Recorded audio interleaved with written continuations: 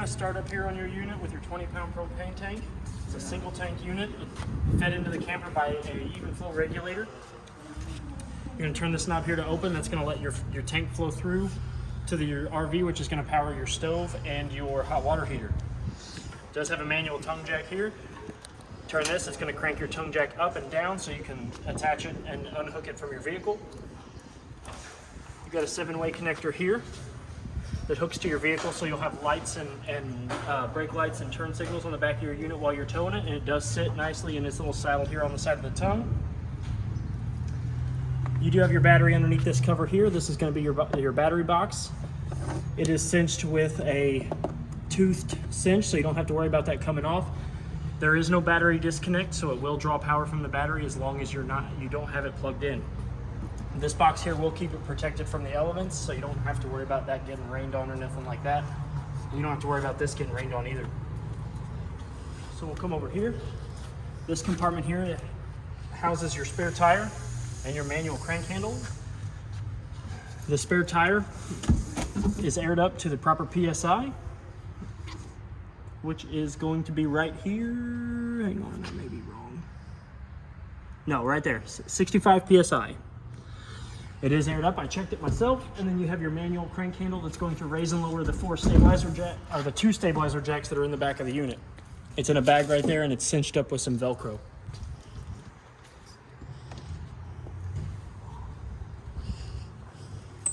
All of your tires have been torqued to 100 foot-pounds as per the sticker, and they are all aired up to 65 PSI. This is your 30 amp, 30 foot shore cord. That blue light means that it's getting the proper amount of power. When you go to unhook it from the cord, you're gonna undo this black ring here. You're gonna unscrew that. You're gonna pull your cord straight out. To plug your unit in, you're gonna plug it in, give it a turn, and you're gonna tighten this back down. That's gonna allow that black ring there allows the weather and bugs and stuff to not worry about your short cord components when it's plugged in. So again, you don't have to worry about rain or anything else while that is plugged in. Down here, this is going to be your gray tank and your black tank valves. This is going to be for your kitchen sink and your bathroom shower. And this here is for your toilet. When you want to go to drain them, this is the closed position now. When you want to go to drain them, you're going to want to drain your black first. You're going to pull this one all the way out. That's going to open up your black tank valve. And then to help kind of wash out your lines here, then you're going to open up your gray tank line. And that's going to kind of help flush all that black tank water out. This is the cap that's going to go on when you're not using it or when you're traveling. But when you want to drain it, you're going to want to pop this cap off, and it'll sit nicely up there until you're ready to leave again. Your unit does have 2 stabilizer jacks in the back, one on each side, one on door side and one on off door side. You're going to use that manual crank handle and that manual crank handle alone. You do not want to use a power drill and a socket to run these up or down. You will damage the threaded rod that kind of lowers and raises the jack, and you don't want to do that. These are for stabilizing the unit only. They're not going to lift and lower. You're not going to want to level and lift your trailer with these. These are to just keep your camper level and stable while you are walking around in it. It's going to be that manual crank handle that is in the compartment that we went over. You do have a cable port for your television. This is the only port that's going to be on the thing for you to get your satelliting cable. There is no antenna on the top. Your TV is installed. We'll go over that when we get inside. But this is the port that you're going to hook the campground or RV parks cable outlet into, their coaxial, to let you have TV on the inside of your unit. Back here, your unit is equipped with the external ladder bracket, which is got 2 plastic holes. It's got 2 holes in the top of the plastic, and then the bottom, and your ladder is going to clip on there if you wish to purchase one of those aftermarket. And it is equipped for the Furion backup camera system. That is a bracket that you can use to attach your backup camera to. Down here, you've got your city water connection. This is going to be the port that you're going to hook your hose and pressure regulator up to if the campground or park that you're staying at has provided water. It is recommended that you put a regulator on it because the standard hose, the PSI coming out of that standard hose can and sometimes will damage your lines if you don't have it regulated to the proper PSI. And all that's in your user's manual too. When you have, one quick note on this, when you have this when you have your hose and regulator equipped to the city water connection, you do not have to turn on your water pump. You can leave your water pump off. The water pump only pulls water from the fresh tank. So if you're using this, you won't run your water pump at all. You have your license plate bracket here. We'll come around to this side and you've got your other stabilizer jack. Again, I can't stress this enough. They aren't for lifting and leveling the camper. They are for stabilizing only. So, and again, don't use a drill and a socket on this because you run the risk of damaging the threaded rod that runs through the jack. This is your low point drains. These are what you're going to use to winterize and de-winterize the unit. You're going to pop these white caps off and that's going to let your hot water drain out from all of the unit. And then this one's going to let all the cold water from your unit drain out. When you have these unscrewed, I highly recommend that you put them in your hot water tank compartment. That way they're still on the camper and you never lose them.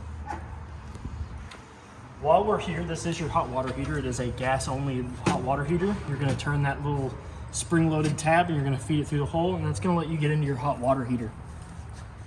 You have your reset button there in case it doesn't light. Your anode rod's down here, which is going to eat away any of the impurities that are in the water, so you don't have to worry about that. You do have your pressure release valve here. In order for you to run your hot water heater without something happening to it, you want to make sure that before you go to ignite it that there is water in the tank, or else you run the risk of blowing your tank up. So when you're done filling your fresh tank, or you have it connected to your city water, you're going to hear the water filling the tank, and then once that stops, you can come out here and you can kind of lightly put pressure on this pressure release valve, and if water starts coming out of this, then you know there's water in your tank and you're prepared to ignite it. To ignite the hot water heater, there is a switch on the monitor control panel inside, and it is a red illuminated switch. Here we've got a 110 GFCI protected outlet. That means that if water was to ever get in this or something was to ever short it out, you can just go into the GFCI outlet that's inside the unit and you can hit that reset button and it will trip that circuit back on. Underneath the unit, in between the tire and the stairs, there is another of the white drain caps. This is your freshwater tank drain. This is what you're going to undo, and you're going to let the water flow from that before you go into travel position. That's going to let all the water in your fresh tank drain, and you're never going to want to tow this unit with water in the fresh tank. Here is where you fill your freshwater connection with the same hose and the regulator that you would attach to your city water connection. It does have a breather valve here, so you don't have to worry about back pressure. And you just set your hose and regulator in there and you let it run in, and it goes down and into the fresh tank. Over here you have your port for if you want solar on the side. It is prepped for solar, so you can just get your solar panel and connect it into that. And you can run your unit, it'll charge your battery off of that for an additional solar charge. Once we get inside, we'll open up the door. We'll step up inside the unit. First thing is the fire extinguisher that is on the right side of the door on the outside and the left side of the door on the inside. We've got your smoke detector right above the door. It does have a battery in it and it is tested. If it ever goes off, you can press this button here to turn it off, and you can hold that button for a few seconds and it will test the smoke alarm. To turn the entry light onto the unit, we'll hit this button here. This will turn on the one single entry light. All of the rest of the lights in the unit are manual push button lights. They all have a single divot button in the center that will turn them on, and you can press that again and that will also turn the lights off. This button here is an additional button in case your awning has lights, which that awning does not have a string of LEDs down it. But once you if you do decide that that's the route you want to go, this will be the switch that will power those awning lights. Right now this switch doesn't do anything. Up at the top, these four buttons here, this is going to be your battery check button. That's going to go off of the L, F, G, and C. Right now, because it is plugged in, it is going to read charged. And it will stay, those four lights will always be illuminated as long as your camper is plugged in. The only way that you're going to get that to change, to check your battery level, is if the camper is running on the battery alone. The next button here, the fresh tank button, that's going to give you your fresh tank reading, which right now it's going to be at 2/3 full. For the tanks, you're going to go off of the E, the 1/3, 2/3 full. I left 2/3 in the tank, which I will drain before you pick the camper up, but I left 2/3 in the tank so that way you could kind of see how the lights work. The black tank should be empty. Again, it goes empty, 1/3, 2/3 full, and the same for the gray tank. Again, the gray tank is going to be your kitchen sink and your bathroom shower. The black tank is going to be for your toilet. This is your water pump button. You're going to turn this on. You're going to hear it engage. You're going to hear it thump and bump. And then after all the water has been pressurized into the hot water tank and through the lines, it will shut off. The red light behind here will let you know that the water pump is on. And once you flip that switch back off, the light goes off. Same for the water heater. This water heater is gas powered only. So once you hit that button, it's gonna click a couple times. The DSI fault light's gonna come on for about a minute, and then that light's gonna go off, and you're gonna hear the unit outside click a little bit. That's the unit starting to try to light the pilot light. And then once that ignites, the DSI fault light will go off, and you will hear the roar of the fire underneath the hot water tank. If it doesn't light, this DSI fault light will come back on, and that's your indication that the pilot light didn't light. This is the light for the one interior. This is the light switch for the one interior entry light, and this switch does nothing. This switch here, pardon me, this switch here is going to be for your awning. That's going to allow your awning to come in and out, and in order for your awning to extend outward, the door needs to not be in front of the arm. So the door is all the way open now, so that means that the awning arm is going to get caught on it. So if you ever want to put your awning out while you're inside the unit, you want to make sure that that door is semi-out. Down is going to extend the awning outward. We'll only get it out so far, and then I'll kind of go over the rest of it with you. So it'll come out, and while we have the awning out, we're going to go over the pivot points in the awning arms. There's a little black knob there on both sides of the awning arms. There's one on that end and there's one on the other end. You're going to unscrew that just slightly, and you're going to be able to pivot that down, and you're going to be able to get your awning to pivot in one direction or the other, which is going to allow water to slide off of one side or the other depending on what your preference is and what direction the rain is going. You can pivot both of those down, and that will allow you to have a little bit of a steeper incline on your awning, so that way the sun or whatever else doesn't get in underneath it. When you're not using your camper, or you're not using the awning, or if you're going to go out and do something away from your camper, it is highly recommended that you put your awning back. The awnings is one of the most expensive things on the camper to fix if it were to ever break, and it is one of the most easy things for the wind or for Mother Nature to damage. You're going to hold this button up until both of those arms become flush against the unit, and once you hear the motors engaging, you can let it go.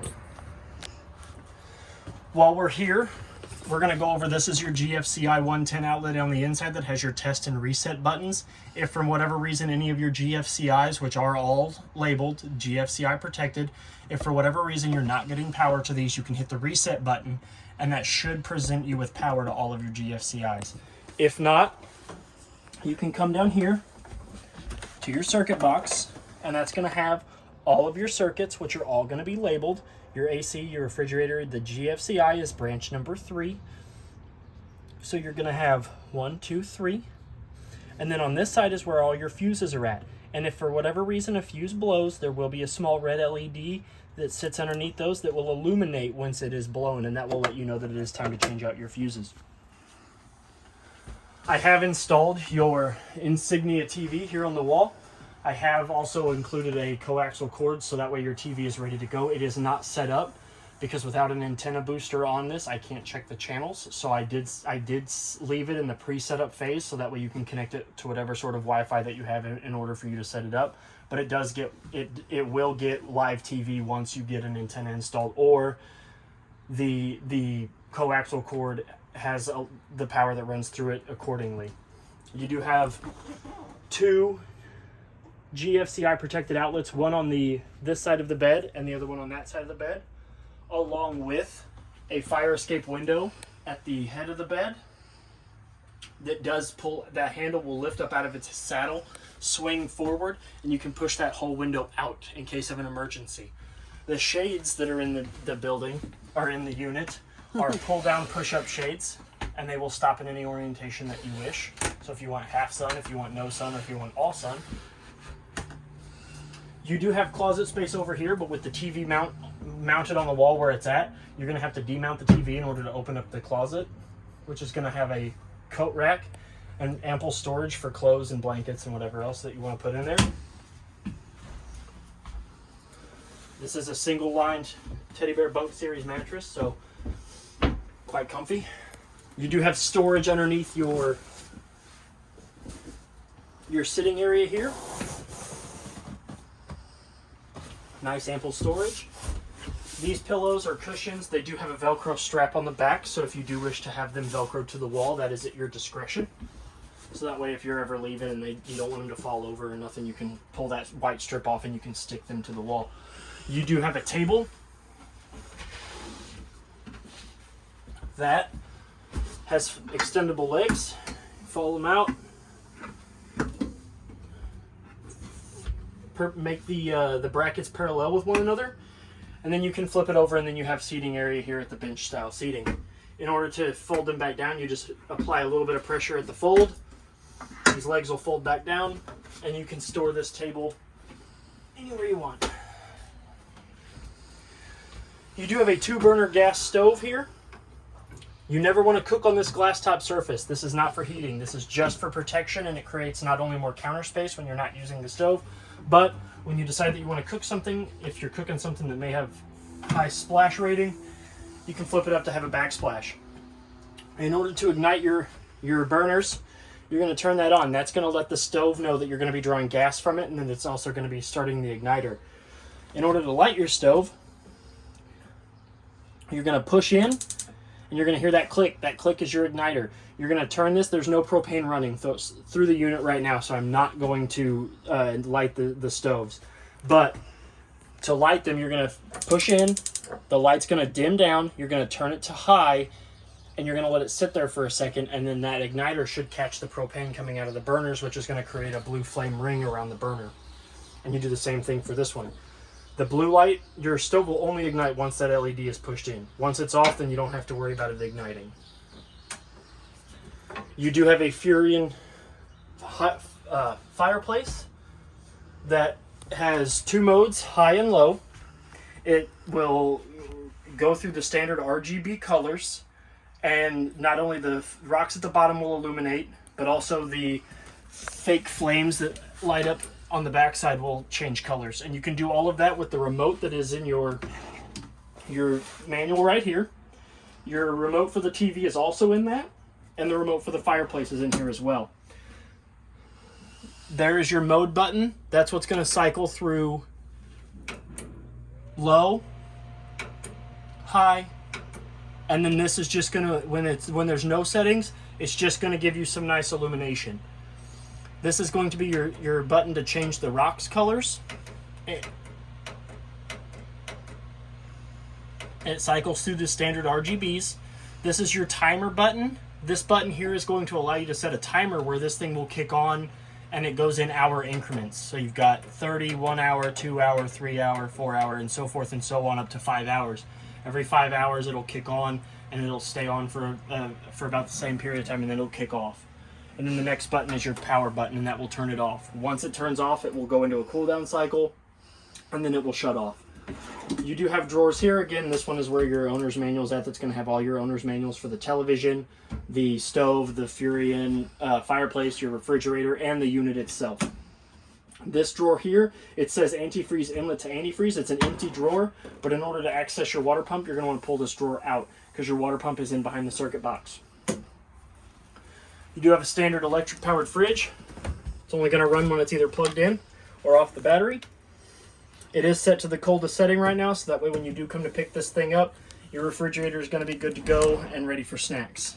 I did leave the shelves taped in there because I don't want them falling out as you go to leave the lot. Up above the refrigerator, you have another one of those GFCI protected outlets. And up above all of the kitchen, you have ample storage space. And if you scan this QR here, it's going to give you a list of resources and a list of websites you can go to from Forest River to get more ins and outs on your Salem. You do have 2 large bunks over here. They are quite big. I am 6'1", and I was able to lay pretty comfortably on one of these as I checked your lights and outlets. I always try to make sure that the beds are comfy for you, because if I can tell you that they're comfy, I work on these things. So if they're comfy for me, they're pretty comfy for everybody. Ample storage up here. This is one large storage compartment with 2 separate swing doors. You've got ample storage underneath the bunk bed, along with the box that your TV came in. I went ahead and left everything in that box. The legs for the TV and everything are in that, and they're under there.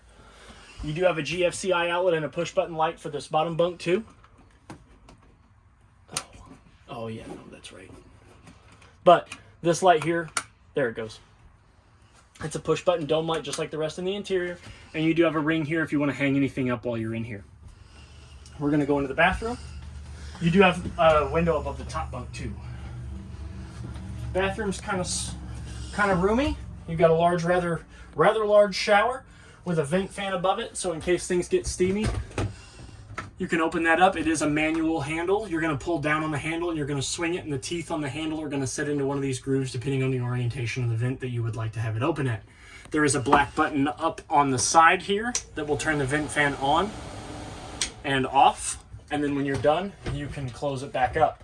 I highly recommend that when you're not in here, you close it, because if it starts to rain or anything, there is nothing keeping the water from coming into that. Your shower has hot and cold water, hot on the left, cold on the right. And the shower head has a button up here that will allow you to cease the water coming out of it, so you don't end up having to waste your fresh water when you're switching showers. Your toilet has 2 modes. It's got if you push your foot on the pedal and it goes halfway down, your bowl's going to fill with the water from either the city or the fresh tank. And then once you floor it, it's going to close, which is going to let everything flow into the black tank. Halfway and it'll start filling with water, and then all the way to the floor, and it will empty all that out. And you got a light. You do have a push button light up here. Woo, let there be light. And then there is one other vent fan by this guy. This is your Coleman Mach air conditioner. These 2 black knobs on either side are going to open and close these front vents here, which are going to allow air to come in or out. So you can close off one of these and more air will come out this way. You can close up this one and more air will come out this way. These are your intake vents for the air to go into the air conditioner to cool down the camper. I like to tell people that the filters that are in these, you can pop those out and you don't have to replace them. You can wash them. You can run them underwater, run some soap through them. You can actually, even once they're dry, you can rub a little essential oils on them, and then you can make your whole air conditioner smell good. You can rub like lavender or whatever it is you want on them, and they will hold the scent for a brief period of time. The cleaner the filter, the better your air conditioner will work. Yes. And then you have another one of the manual operated vent fans here, along with the black switch that will power the fan off and on. And again, there is nothing keeping the outside from getting on the inside if it starts raining while this thing is open, other than this little screen. And then we'll turn off all the lights.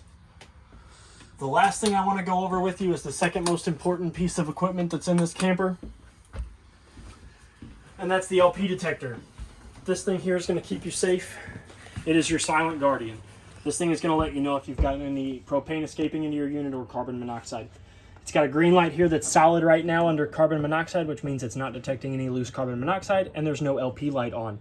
If for whatever reason this light here goes to orange or starts to blink, then that means that you may need to ventilate the unit and investigate the problem. And if this light is blinking, then that means that you've got some propane leaking from somewhere, which usually means that maybe your burners are on or one of your lines has a small pin line hole in it. It will also beep very audible at you. In order to test it, you can actually press the mute button in and hold it for about 3 to 5 seconds, and you'll hear a loud audible couple of beeps, and then it should go back to being solid green. Green is good, green is gold, green is safe. Solid green light is the best that you're going to want, and no light on LP. If it is going off, you can hit this button one time and it will mute the alarm.